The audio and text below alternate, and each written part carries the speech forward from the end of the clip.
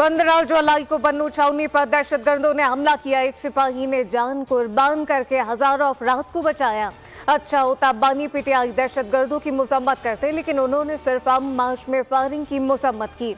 वज़ीर तातार की गुफ्तगू बोले, लगता है पुराम मार्च को सियासी कुव्वतों ने सियासत की नजर किया।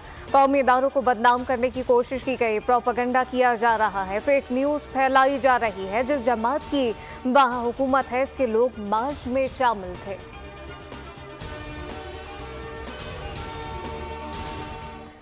हद तक वहां होती है जहां इज्जत हो। अगर वज़ीर आला ने नोटिस भिजवाए तो फिर इनकी इज्जत होगी।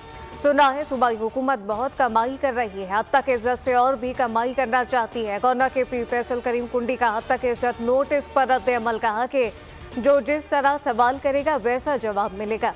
मजीद कहा, सियासी पार्टी पर कोई पाबंदी नहीं लगा सकता।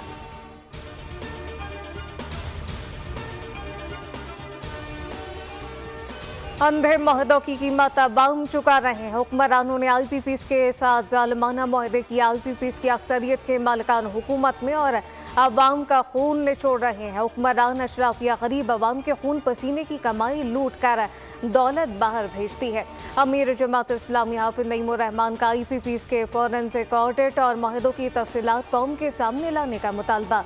कहा, 26 जुलाई का इस्लामाबाद धरना बिजली की कीमतों में इजाफे के खिलाफ है। शहरी अपने हुकूक के लिए घरों से निकले।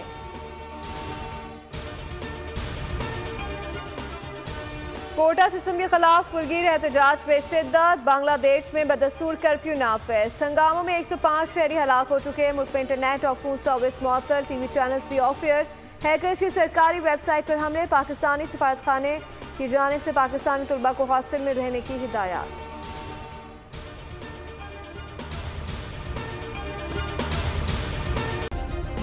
सब्सक्राइब करें और बेल दबाएं ताकि कोई खबर रह न जाए।